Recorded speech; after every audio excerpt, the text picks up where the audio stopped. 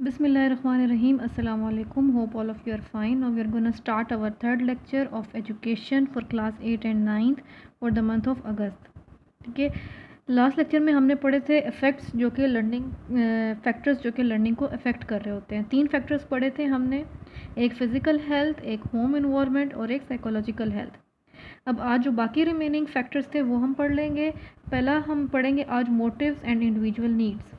ठीक है, मोटिव्स यानी कि जो कह लें कि उसको बच्चे को हरकत देने के लिए उसके सामने कोई ऐसी लालच रखना या कोई ऐसी एम रखना कि जिसकी वजह से उसकी लर्निंग इफ़ेक्ट हो। तो क्या इसमें हमें बताते हैं कि motives and individual needs are also a significant factor. ठीक है, यानी ये भी एक बहुत अहम फैक्टर है जिसकी वजह से लर्निंग इफ़ेक्ट हो रही होती है, लर्निंग इन्फ्लुएंस होती है।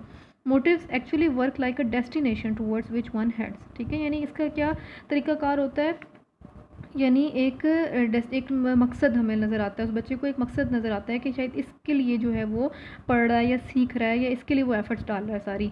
The students learn because they are promised rewards and promotions next class. ठीक है, यानी हम स्कूल जाते हैं, हम पढ़ाई करते ही क्यों हैं, इसी वजह से करते हैं कि अच्छा रिजल्ट आए, अगली क्लास में जाएँ, या अगर घर में पेरेंट्स को लालच दे देते हैं कि भाई हाँ अगर पास हो जाओगे या अच्छे नंबर लोगे तो ये मिलेगा या वो मिलेगा। तो ये मोटिव्स होते हैं जो कि उसकी लर्निंग को इन्हेंस कर रहे होते हैं।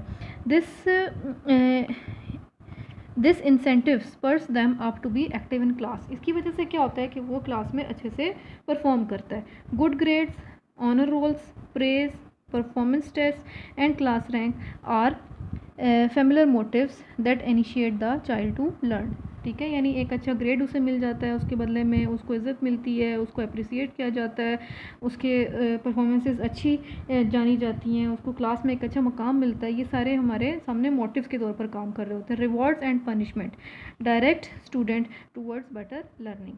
ठीक है, eligibility for sports, class rank, honour roll and possibility of college admission all play an important role in the motives for learning. यानी हमें पता होता है कि हमें अच्छे कॉलेज में एडमिशन लेना है, हमें क्लास में ऊपर जाना है, तो ये सारे मोटिव्स होते हैं, यानी जो मुहरकात हैं कि जिसकी वजह से बच्चा हरकत करता है, काम करता है, कोशिश करता है, जदोजहद करता है। Many educators and authors link motivation to learning. ठीक है, यानी वो कहते हैं कि मोटिवेशन और लर्निंग आपस में जुड़े हुए हैं। वुल्फॉक एंड Nicholas 1980 और also of the view that if teacher is lenient in assigning grades, यानी अगर वो अच्छे ग्रेड्स देगा, सख्ती नहीं करेगा ग्रेड्स देने में to the student, and his approach is appreciative, और बच्चे को हमेशा करेज देगा, करेज दिलाएगा, रादर दैन कंडेमिंग, बजाय ये कि डांटे और उसको डिग्रेड करे, उसको डीमोटिवेट करे, तो ये क्या है, बेस्ट वे है इनिशिएट लर्निंग, यानी लर्निंग को बेटर करने का सबसे अच्छा तरीका ये है कि उसको ग्रेड्स में बहुत ज़्यादा सख्ती ना करे या बहुत ज़्यादा उसको हर वक्त डांट डपट ना करे, बल्कि उसको मोटिवेट करें। अगला देखते हैं को करिकुलर एक्टिविटीज़। को करिकुलर एक्टिविटीज़ लर्निंग में क्या रोल प्ले करती हैं। को curricular activities affect the process of learning in positive way. वो कह रहे हैं ये भी बहुत ज़्यादा मुस्बत असर डालती हैं। This create goal orientation, planning, sportsman spirit, compassion and forbearance in the students. This emotion play a key role in learning. This emotions play a key role. ठीक है, यानी उसके अंदर एक हदफ अपना सेट करना है। ठीक है, उसके अंदर स्पोर्ट्समैन स्पिरिट यानी कि जीत हार है या कामयाबी नाकामी है, वो ज़िंदगी का हिस्सा है। ये सारी चीज़ें पॉजिटिव चेंजेस उसके अंदर लाती हैं, जिसकी वजह से उसके लर्निंग अच्छी प्रोसेस ऑफ लर्निंग अच्छा हो जाता है। ना सिर्फ ये कि ये करिकुलर में, बल्कि ऑल ओवर दी लाइफ में उसके लिए अच्छे रोल प्ले कर रहे होते हैं। यानी अगर बच्चा सिर्फ किताबी कीड़ा बना रहेगा और वो खेल कूद में नहीं जाएगा या डिफरेंट फील्ड्स की तरफ नहीं अपना कदम उठाएगा, तो वो इतनी डेवलप या इतनी लर्निंग उसकी अच्छी नहीं होगी। एज के बारे में क्या कहते हैं कि commonly believe that children are better learner than adults. ठीक है, इसमें कोई शक नहीं है कि हम लर्निंग का प्रोसेस जो है वो हमेशा होता रहता है, लेकिन जो बेस्ट लर्निंग होती है वो बचपने में होती है। यानी उस टाइम बच्चा ज़्यादा बासलाहियत होता है और ज़्यादा फास्ट लर्नर होता है, बजाय ये कि जैसे जैसे एज ग्रोथ करती जाती है, क्योंकि फिर वो परमानेंट चेंजेस उसका हिस्सा बनती जाती हैं और फिर उन चेंजेस को बदलना वहाँ पर आके, मतलब अगर एक झूठ देख लें, अगर झूठ बच्चे ने सीख लिया है तो अब वो अगर 50 साल का हो गया या 60 साल का हो गया तो अब आके सच की लर्निंग उसके लिए बहुत मुश्किल हो जाएगी। Intelligence according to Bloom, Satter and B, intelligence has positive correlation with academic achievement. ठीक है, यानी इंटेलिजेंस भी बहुत इफेक्ट करती है लर्निंग पे। जो ज़्यादा शार्प होते हैं, जो ज़्यादा इंटेलिजेंट होते हैं, ऑफकोर्स उनकी लर्निंग ज़्यादा होगी। क्रिएटिविटी भी बहुत इंपॉर्टेंट चीज़ है। वो कह रहे क्रिएटिविटी है क्या। Being creative is seeing the same thing as everybody else, but thinking of something different. ठीक है, क्रिएटिव होने का क्या मतलब है कि एक ऐसी चीज़ जिसे सब देख रहे हैं लेकिन जैसे सब सोच रहे हैं वैसे वो दूसरा बच्चा ना सोचे, तो इसका मतलब है कि वो क्रिएटिव है, वो उस पर कुछ डिफरेंट अंदाज से सोच रहा है, उसका मतलब है कि वो क्रिएटिव है, एक नई चीज़ उसके अंदर चल रही है। There are many aspects of creativity. ठीक है, क्रिएटिविटी यानी बहुत तरीक़ों से ज़ाहिर होती है, but one definition would include the ability to take existing the ability to take existing object and combine them in different ways for new purpose। यानी उसके पास जो चीज़ें मौजूद हैं उसको वैसे कंबाइन कर रहा है, चाहे वो आइडियाज़ हैं, चाहे वो फिज़िकल थिंग्स हैं, चाहे वो उसकी सलाहियतें हैं, वो उनको ऐसे यूज़ करता है या ऐसे उनकी कम्बिनेशंस बनाता है जिसकी वजह से एक नई चीज़ बनती है, एक नया पर्पस नज़र आता है जिसे दूसरे नहीं कर रहे होते। A simple definition of creativity is the action of combining previously uncombined elements. यानी ऐसी चीज़ें जो पहले नहीं की गई वो ये कर रहा है। From art, music, inventions to household chores, this is part of the nature. This is part of the nature of being creative. ठीक है, creativity is the ability to generate novel, useful ideas and solutions to everyday problems and challenges। ठीक है, यानी creative होने का क्या मतलब है कि वो डिफरेंट फील्ड में उसकी क्रिएटिविटी नज़र आती है, बहुत सारी प्रॉब्लम्स हैं, एवरीडे सोल्यूशन उनको वो कैसे सॉर्ट आउट कर रहा है, या कोई नॉवल लिख लेना या कोई एक नया आइडिया निकालना, नया आइडिया पेश करना, ये सब चीज़ें उसके क्रिएटिविटी को शो करती हैं। तो जो बच्चा ज़्यादा क्रिएटिव है, जिसके अंदर ये सलाहियत ज़्यादा है, या वो उसको अच्छे से यूज़ कर पा रहा है या वो उस पर ज़्यादा फोकस कर पा रहा है, तो उसकी लर्निंग जाहिर सी बात है बहुत मॉडिफाई होगी और बहुत ज़्यादा तेज़ होगी, डिफरेंट होगी। Creativity involve the translation of our unique gift, talents and visions into an external reality that is new and useful. ठीक है, यानी वही बात है कि हमारे अंदर मौजूद है लेकिन उसको बाहर लाना, उसको इस्तेमाल करना, एक नई चीज़ सामने लाना, ये क्रिएटिविटी कहलाती है। We must keep in mind that creativity takes place unavoidably inside over on personal, social and cultural boundaries. ठीक है, यानी एक असर डाल रही है, एक इम्पैक्ट रखती है इंसान की इन तमाम एंगल्स पे लाइफ के। अब आगे है इंटरनेट। इंटरनेट के modern word is techno word. हमें पता है जैसे कि अब वो दौर नहीं है बल्कि एक टेक्नोलॉजी का दौर है। Modern man is spacing fast on the Avenue of technology. ठीक है, टेक्नोलॉजी की तरफ बहुत तेज़ी से जा रहा है। गोन आर द डेज, यानी वो दिन चले गए जब students use to quench their thirst for knowledge in dark and yards through meditating on the worn pages of dreary and heavy books. ठीक है, यानी वो अब दौर नहीं रहा कि किताबें पढ़ी जाएँ बड़ी बड़ी अकेले बैठ के और बड़े पुरसुकून माहौल में और बहुत भारी भारी किताबें पढ़ें और उनसे चीज़ें सीखें। Now it is an era of technology है।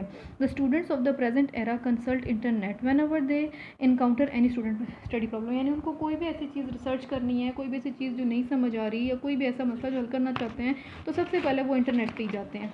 ठीक है, बच्चे आजकल के हमें सबसे ज़्यादा इन्फॉर्मेशन का जो एक दत्ता में मिल रहा होता है वो इंटरनेट से मिल रहा होता है, और ये बात सच भी है।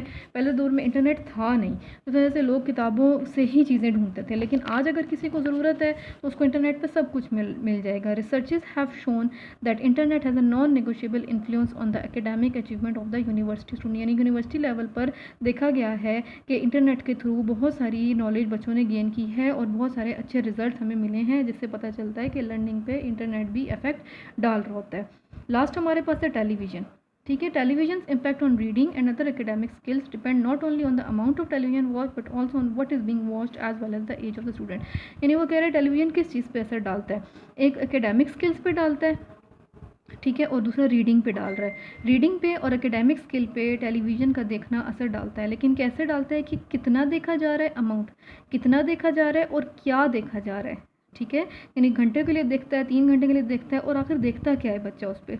Studies have shown that children who watch carefully constructed educational programmes that are aimed at their age level such as Sesame Street do better on pre-reading skills at age 5 than children who watch infrequently or not at all। ठीक है, कह रहा है यानी इससे हमें क्या पता चल रहा है, अगर हमने जब रिसर्च की, हमने जब रिकॉर्ड बनाया, तो उससे हमें क्या पता चला कि बच्चे जो कि एजुकेशनल प्रोग्राम देखते हैं, और वो भी वो वाले एजुकेशनल प्रोग्राम्स जो उनकी एज के लिहाज से बनाए गए हैं। ठीक है, एजुकेशनल प्रोग्राम्स तो बहुत सारे होते हैं ना, लेकिन अपनी एज के लिहाज से अगर वो प्रोग्राम देख रहे हैं, जैसे उन्होंने एग्जांपल दिया सेसम स्ट्रीट का, कि जो पीटीवी पे पहले लगता होता था, अब तो चेंज हो गया पीटीवी के प्रोग्राम्स भी, तो ये बाकायदा इसी एज के बच्चों के लिए बनाया गया था, तो उससे उन पे जो असर होते हैं वो पॉजिटिव असर होते हैं, और उससे उनकी रीडिंग स्किल्स इम्प्रूव होते हैं, बजाय इसके कि अगर बच्चा बिल्कुल ही नहीं देख रहा, या बहुत ज़्यादा देख रहा है, या गलत चीज़ें देख रहा है। फिर क्या कहते हैं, these same studies further show that children who watch cartoons और other purely entertainment television shows during their preschool years do poorer and pre reading skills at age 5।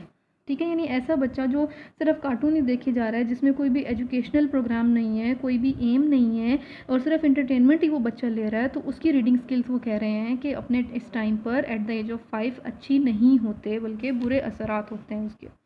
Pattern set in the early preschool years with regard to television viewing can snowball as the child gets older and schoolwork becomes harder। ठीक है, वो कह रहे हैं यानी जो हम उससे छोटे लेवल में उसका टेलीविज़न का पैटर्न बना देंगे कि हाँ भाई इतने घंटे देखना है और ये प्रोग्राम देखना है, वही जैसे जैसे वो बड़ा होता जाएगा उसके लिए वही एक चीज़ परमानेंट होती चली जाएगी। जैसे जैसे हम जानते हैं कि जब क्लासेस बड़ी होती हैं तो होमवर्क बड़ा हो जाता है, काम ज़्यादा हो जाता है स्कूल की तरफ से। Children who watch informative educational television as a preschooler watch more informative television, यानी अगर शुरू से ही वो ऐसे प्रोग्राम्स देख रहे हैं जो एजुकेशनल है, तो जब वो बड़े हो जाएंगे तो उनको ऑटोमेटिकली एक इंटरेस्ट डेवलप हो चुका होगा अपने पास्ट एक्सपीरियंस से, अब भी वो एजुकेशनल प्रोग्राम्स ही देखना पसंद करेंगे। उनका मतलब इंटरेस्ट बन जाएगा, डेवलप हो जाएगी, एक हैबिट डेवलप हो जाएगी कि वो एजुकेशनल प्रोग्राम्स ही देखते हैं। ठीक है, तो ये सारे वो फैक्टर्स हैं जो कि लर्निंग को इन्हांस कर रहे होते हैं या लर्निंग को डी शेप कर रहे होते हैं। तो इन चीज़ों की तरफ बहुत ज़्यादा ध्यान से बच्चों को लेके चलना होता है। पिछले जो कुछ फैक्टर्स थे उसमें से भी अभी आपके क्वेश्चन आंसर रहते हैं, तो टोटल ये जो आपका पूरा चैप्टर, पूरा जो टॉपिक कवर हुआ है फैक्टर्स अफेक्टिंग लर्निंग, यहाँ तक के लिए कुछ क्वेश्चंस हैं मेरे पास आपके लिए, होप सो कि आप इजीली इनको फाइंड कर सकेंगे। ठीक है, सबसे पहला क्वेश्चन हमारे पास है what are the effective factors of learning. ठीक है, यानी वो कौन से फैक्टर्स हैं जो कि लर्निंग पे असरअंदाज हो रहे हैं, उनमें आपने एक लिस्ट बना देनी है सिर्फ।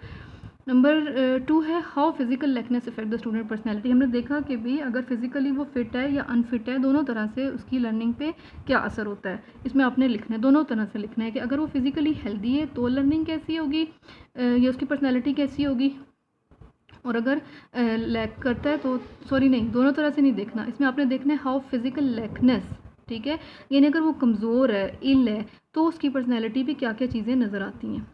नंबर 3 है how home environment is defined, यानी होम इन्वायरमेंट में क्या क्या चीज़ें शामिल हैं।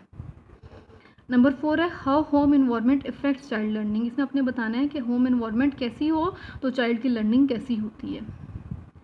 नंबर 5 है what are the positive and negative psychological bends. ठीक है, हमने कुछ चीज़ें पढ़ी थी कि ये पॉजिटिव नफ्सियाती असरात हैं जो उसके ऊपर है, जैसे क्यूरियोसिटी हमने देखा, और कुछ हमने देखी कि जो नेगेटिव बेंड्स हैं, तो वो दोनों आपने इसमें लिस्ट बनानी है, दोनों की प्रॉपर एक आंसर लिखना है। नंबर 1 है आगे what can be the motives of learning. ठीक है, यानी लर्निंग के हमने कुछ मोटिव्स पढ़े हैं, वो क्या, जैसे ग्रेड हो गया या अगली क्लास में चले जाना, तो कुछ मोटिव्स हैं वो आप यहाँ पर इसमें लिखेंगे। नंबर 2 है what is creativity define. Number 3 है how television effects on learning. ठीक है, ये आपके टोटल क्वेश्चन है, 7 क्वेश्चन हैं जो कि इस टॉपिक में से बनते हैं फैक्टर्स अफेक्टिंग लर्निंग। ठीक है, होप सो कि आपको ये लेक्चर समझ आ गए होंगे। अभी हम इस चैप्टर को यहीं तक छोड़ेंगे, बाकी जो फर्दर इस चैप्टर को हम स्टडी करेंगे मंथ ऑफ सितंबर में। ठीक है, तो होप सो कि आप अपना प्रीवियस सारा काम कंप्लीट करें, ऑनलाइन क्लासेस ज्वाइन करें और अपने ये जो 3 चैप्टर्स कंप्लीट और ये 4 हाफ हमने कर लिया है। जैसे आप जानते हैं कि आपके सिलेबस में 5 चैप्टर्स होंगे टोटल, तो अब आपने यहाँ तक पढ़ लिया तो आप इसको होप सो कंप्लीट कर लेंगे। Okay, now we are finishing our lecture. Allah Hafiz.